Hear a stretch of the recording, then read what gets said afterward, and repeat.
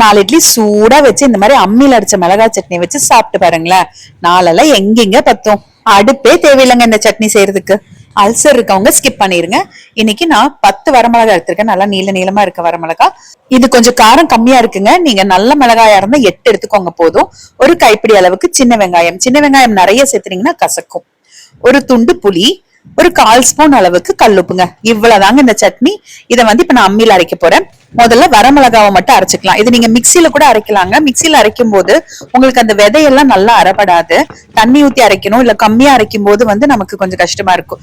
சின்ன mixie jar வச்சிருந்தீங்கன்னா அரைச்சுக்கோங்க. நானுமே வேலைக்கு போகும்போது செய்யணும் அப்படின்னா மிக்சியில தான் அரைப்பேன். இன்னைக்கு லீவுன்றதுனால கல்லுல அரைச்சிட்டு இருக்கேன். ஃபர்ஸ்ட் வரமிளகா லைட்டா தண்ணி தெளிச்சு நல்லா அரைச்சுக்கிட்டு அதுக்கப்புறமா சின்ன வெங்காயம், புளி, உப்பு சேர்த்துட்டு அரைச்சுக்கோங்க. இட்லியோட இது மட்டுமே தொட்டு சாப்பிடணும் அப்படிங்கும் போது கொஞ்சம் காரமா தாங்க இருக்கும்.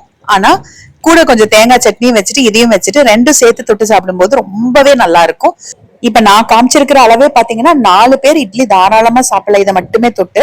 ஏன்னா நம்ம இந்த மிளகாய் சட்னின்னும் போது நிறைய தொட்டு சாப்பிட மாட்டோம், லைட்டா தொட்டு சாப்பிட்டா போதும். தோசைக்குமே ரொம்ப நல்லா இருக்குங்க. அவ்வளவுதான். நம்ம சட்னி எடுத்துட்டு கல்லுல லைட்டா தண்ணி ஊத்தி கழுவிட்டு அந்த தண்ணியை நம்ம எடுத்து வச்சுக்கலாம். நீங்க மிக்சியில அரைக்கிற மாதிரி இருந்தாலும் முதல்ல வரமிளகாவை சேர்த்து லைட்டா கொஞ்சம் தண்ணி ஊத்தி அரைச்சிட்டு அதுக்கப்புறமா அதே ஜார்ல வெங்காயம், புளி, உப்பு சேர்த்து அரைச்சுக்கோங்க. அவ்வளவுதான். கப்ல சேர்த்திட்டேன். இப்ப பாத்தீங்கன்னா கிட்டத்தட்ட 3 ஸ்பூன் அளவுக்கு தேங்காய் எண்ணெய் சேர்க்கணுங்க. பச்சை தேங்காய் எண்ணெய். நீங்க நல்லெண்ணெய் கூட சேர்த்திக்கலாம். மிக்ஸ் பண்ணிட்டு அப்படியே சர்வ் பண்ண வேண்டியது தாங்க. இது அடிக்கடி சாப்பிட வேண்டாம், அல்சர் வந்துடும். என்னைக்காவது ஒரு நாளைக்கு ஓகே.